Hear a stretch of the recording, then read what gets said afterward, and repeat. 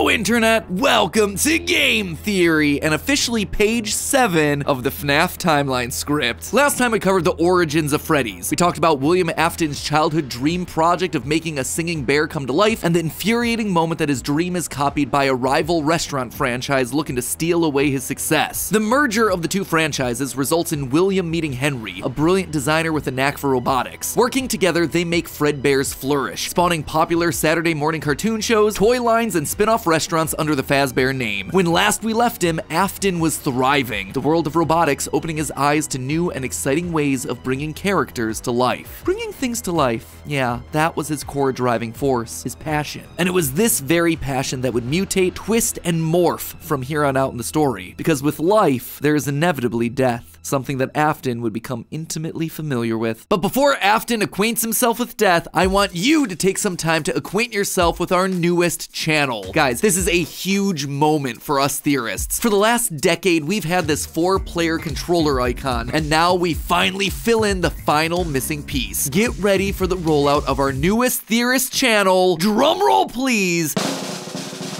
Style Theory, where we're looking at the science, math, psychology, history, and mystery of the way you look, your clothing, fashion trends, hygiene, and makeup. Now, I know that theorizing about style might sound weird at first, but hear me out. I grew up not understanding style or fashion at all. Admittedly, I was a bit of a hot mess, blissfully ignorant to the impact that style has over your life and how the world treats you. But over time, by educating myself on the ins and outs of the fashion industry, I was better able to achieve my true self and find my own sense of personal style.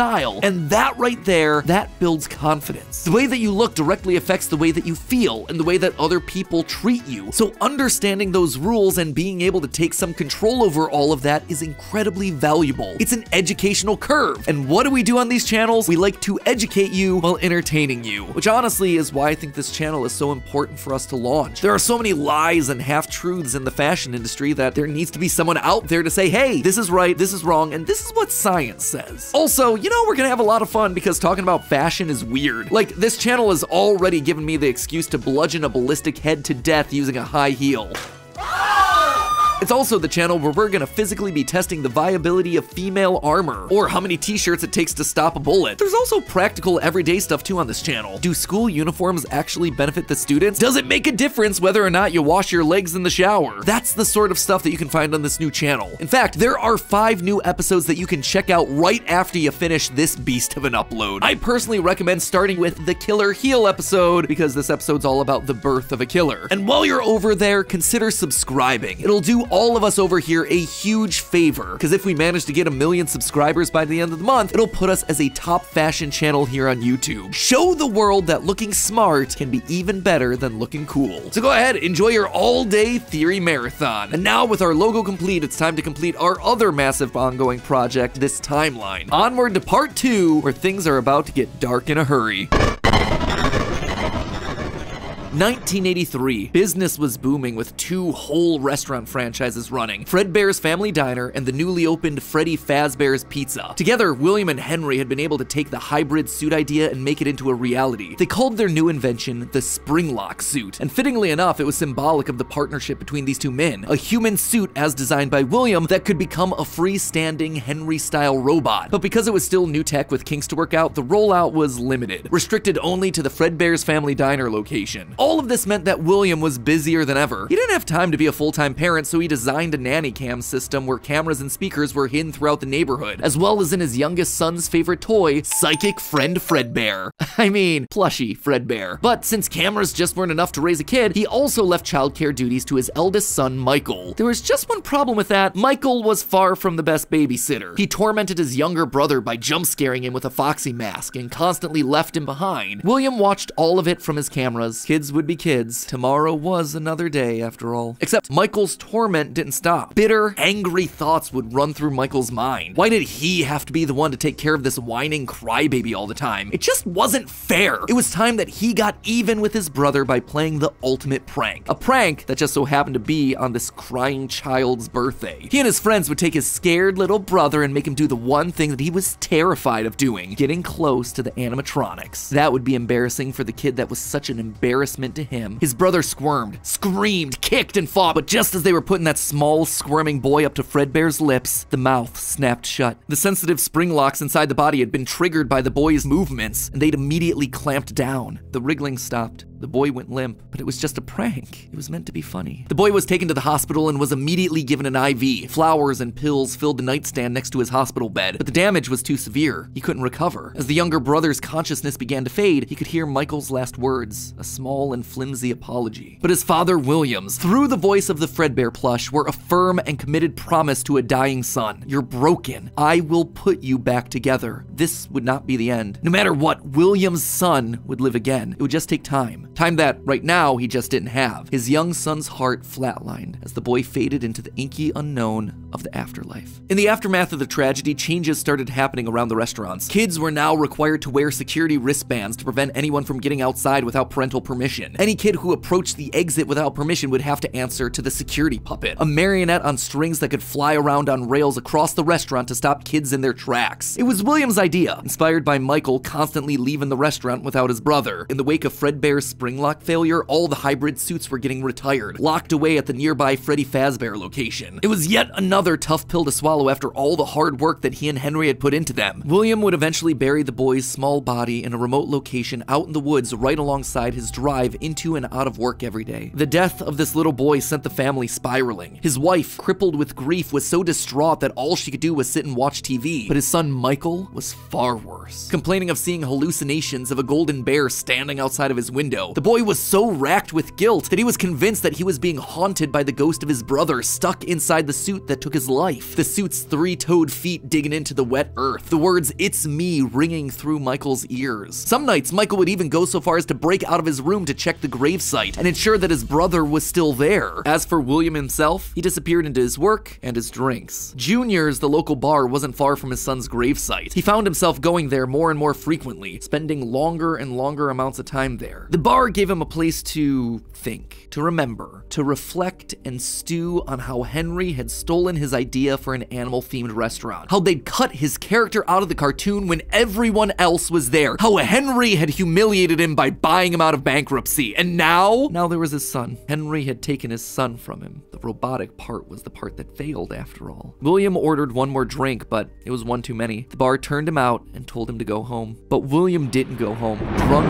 and angry, William raced back to the restaurant to give Henry a piece of his mind, only to find someone else waiting. Henry's daughter, Charlie, locked outside of the building, bullies laughing at her through the window. Fine, some other problem to fix. But then Afton got an idea, a beautifully awful idea. This was his chance to get back at the man that had humiliated him all those years ago. Henry had killed his business, and now Henry's robotic suit had killed his son. It was time for William to do some killing of his own. Let Henry feel what it's like to have something you love get ripped away. While parties continued inside the walls of the pizzeria, William attacked Charlie in the back alley. It felt good. He felt free. The years of resentment and bitterness trapped in his heart finally released in a moment of pure unapologetic evil. He would make Henry hurt like he hurts.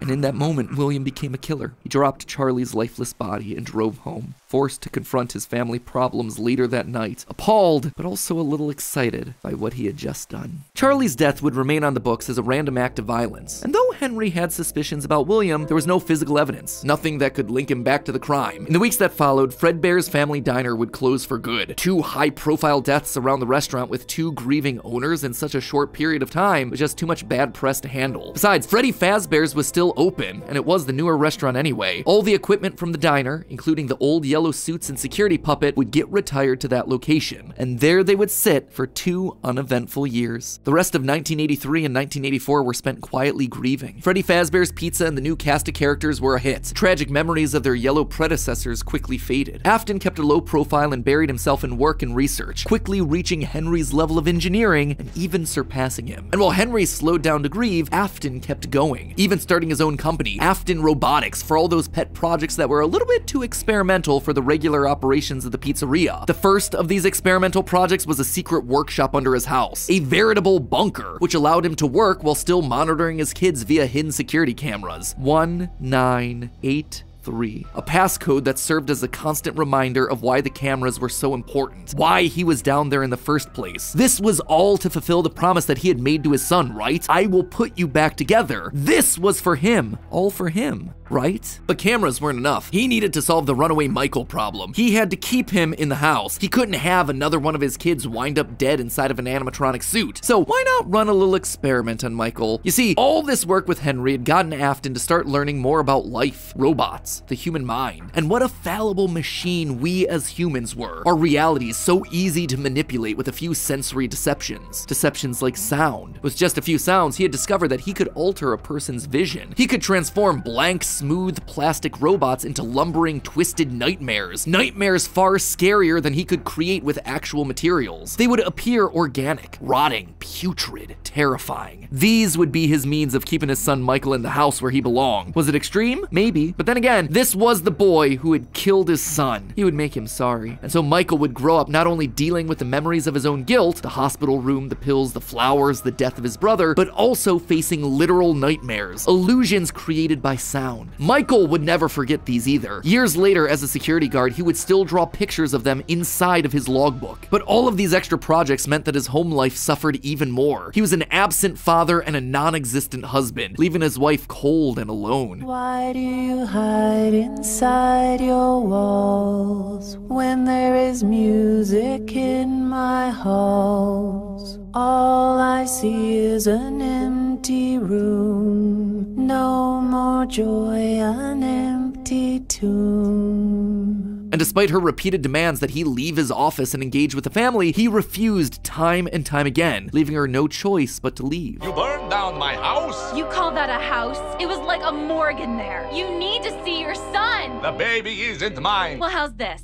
I'm keeping the diamond ring. And through it all, there was one lingering feeling. William wasn't done. He had gotten a taste of what it felt like to be unleashed, what it felt like to be free. Charlie's murder had unlocked something in him, and he wanted more. June 26th, 1985. Putting on the golden Bonnie suit, he lured children one by one to the back room of the pizzeria when no one was looking. At first, he was cautious. He would lure them with promises of cake and cookies. He told them that their dog had died. He would ask for help with homework. Susie was the first. You never truly forget your first. I was the first. I have seen everything. But where to hide the bodies? He couldn't sneak out. Someone would see him. He had to hide them in a place where they'd never be found and where they'd never leave the building. They had to be stuffed inside of the suits. No one maintained those things anyway except for him. And so Susie would go into Chica. Fritz, Jeremy, and Gabriel would come next, but it was easy. It was too easy. And with each little life he snuffed out, his lies got bigger. Their house was burning. They're just being kidnapped.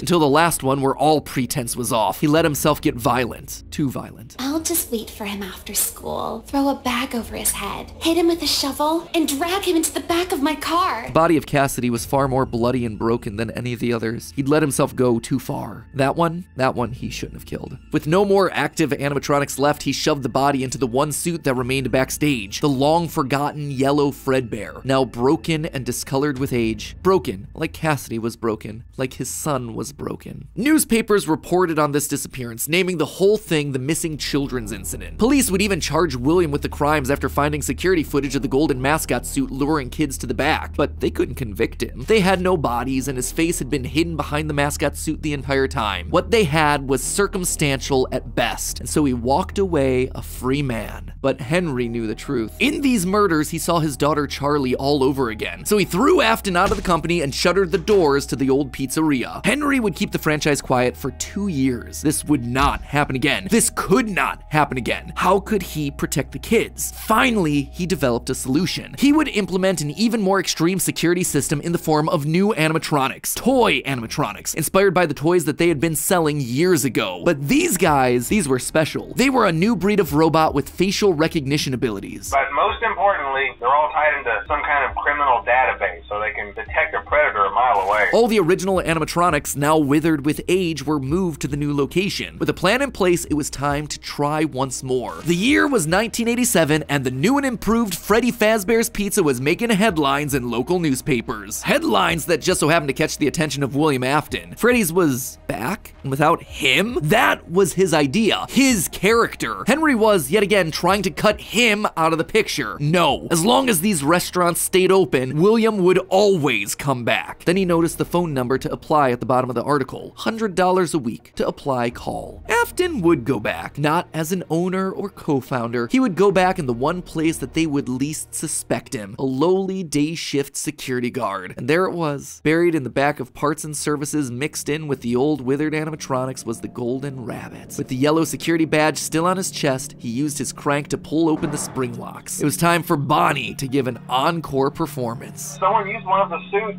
We had a spare in the back, a yellow one. Someone used it. Now none of them are acting right. From what I understand, the building is on lockdown. No one is allowed in or out, especially concerning any previous employees. When we get it all sorted out, we may move you to the day shift. A position just became available. 1987, 5 more kids. He didn't know what felt better, getting back into the suit after 2 long years of waiting, or knowing how devastating this would be to Henry the next morning. He didn't even try to hide his crime this time, just meant more blood on Henry's hands. He'd failed to protect the kids again. The restaurant had only been open for a few weeks, but William was sure that this would get it to close. Good, if he couldn't have Freddys, no one would. Whenever a new pizzeria opened, he would be there. But as he sat in his bunker, something else started to linger in William's mind. He had seen something strange. The old withered animatronics, they had been wandering around the building, spurred on by the puppet. It was almost like those old robots were trying to save the kids. Save them? They couldn't, obviously, but still, how were they moving? It was almost like they had been given life somehow. Did he have something to do with that? The following day, the news would report a security guard getting bitten by one of the animatronics during the day shift. Was that bite meant for him? William's curiosity was stronger now than his bloodlust. He had to learn more, but how? There was no way he'd ever be able to get inside another Freddys pizzeria. Heck, there was practically no way a Freddys would ever open again. He needed to create something new, something brand new. He needed to create his own pizzeria. Due to the massive success, and even more so the unfortunate closing of Freddy Fazbear's Pizza, it was clear that the stage was set, no pun intended, for another contender in children's entertainment. Circus Baby's Pizza World. This would be the place where he could continue his work. No longer just murdering, experimenting. He needed more kids, and he needed them alive. And knowing that he couldn't show his face on the restaurant floor, he needed a way of remotely capturing his victims and preserving them for his work. With that goal in mind, he designed a new breed of animatronic. Their endoskeletons fluid and flexible. He equipped them with sound lures that could mimic voices. They could isolate children. They could incapacitate and contain them with zero direct input from him. It was brilliant. He was brilliant. Far beyond the simple bars and wires of Henry's designs. And the characters he chose for this were uniquely his. His new roster wasn't going to be tainted by Henry's disgusting barnyard bird. Instead, it was back to his characters, his creations, Freddy, Bonnie, Foxy, as well as 2 special ones. The first, Ballora, was an homage to the woman who left him. Now she would never leave him again. The second, the titular baby, was designed with his baby in mind, Elizabeth, his youngest child. She would always be Daddy's little girl, the one that listened to him, the one that obeyed, until the day that she didn't. Daddy, why won't you let me play with her? She's so pretty and shiny. Didn't you make her just for me? The day before Circus Baby's Pizza World opened, she disobeyed. She didn't listen. Left alone with Baby, she got too close. The animatronic ripped in half and swallowed her whole. A scared and confused child fading into eternal darkness. By the time Afton found her, it was too late. She was gone. He immediately canceled the launch of Circus Babies under the guise of a gas leak. But wait, as he sat there at the foot of the stage, he noticed that something was different. The eye color of the robot had changed. Baby had been built with blue eyes, but now they were emerald green, the same color as Elizabeth's.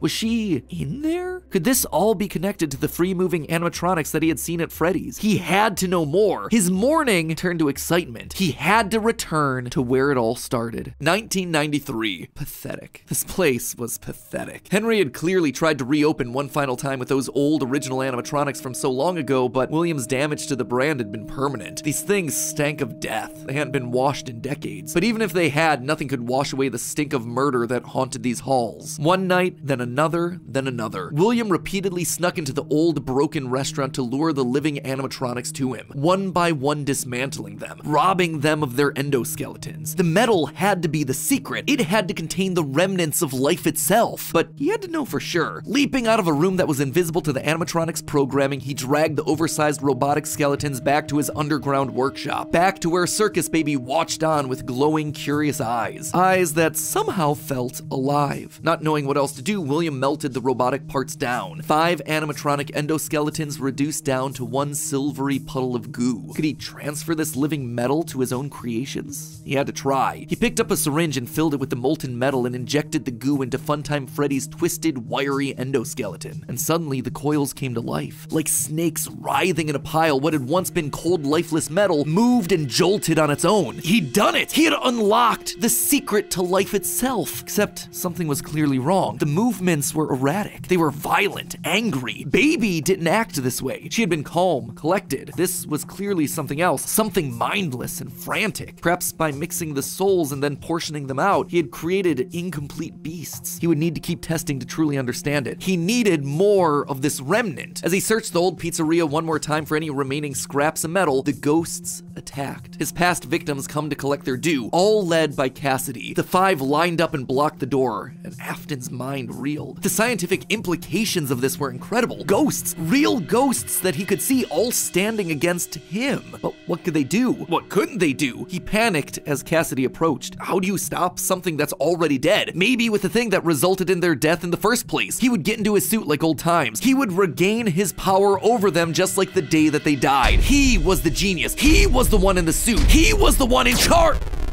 The spring lock snapped into place. Maybe it was his frantic movements. Maybe it was the leaky abandoned restaurant. Maybe it was just fate coming to collect its due. He didn't know. The only thing he did know was that his brain was suddenly filled with searing white-hot pain as hundreds of metallic pins and gears stabbed into his body from all sides. All he could do was collapse, blood slowly oozing out of the suit and pooling onto the floor around him. It couldn't end like this. It wouldn't end like this. His work was unfinished. Unable to move, his only option was to survive, to live, to keep living. It took days lying in his own blood, but eventually someone found him, a security guard making a normal report. When he saw the animatronics torn apart in the middle of the party room floor, it caused him to file an immediate report of a break-in. An owner would have to come in and claim the damage, and who else would it be other than Henry? Hope jumped in Afton's heart. Henry would see him. They were partners after all. He would be the one to help save him, to get him out of this suit, to relieve him from this tremendous pain. Henry entered the secret room. His eyes fell on Afton sitting there in the pool of red, and Henry, saying nothing, turned and walked away. This is just to inform all employees that due to budget restrictions, the previously mentioned safe rooms are being sealed at most locations, including this one. Nothing is being taken out beforehand, so if you left anything inside, then it's your own fault. Management also requests that this room not be mentioned to family, friends,